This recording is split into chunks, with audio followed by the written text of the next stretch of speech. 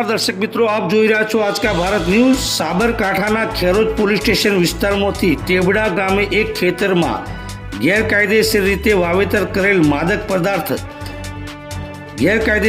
વાવેતર કરેલા માદક પદાર્થ ગાંજાના છોડ નંગ 69 કુલ 19 કિલો 410 ગ્રામ, જેની કિંમત રૂપિયા 9,70,500 થતા ઘરમાંથી ગેરકાયદેસર એક્સપ્લોઝિવનો સામાન તથા D2 લેટર 29 વગેરે મળી કુલ કિંમત 9,71,726 રૂપિયાનો મુદ્દામાલ મળી આવતા એક ઇસમને પકડી તેના વિરુદ્ધ NDPS તથા એક્સપ્લોઝિવનું કેસ શોધી કાઢતી સાબરકાંઠા પોલીસ।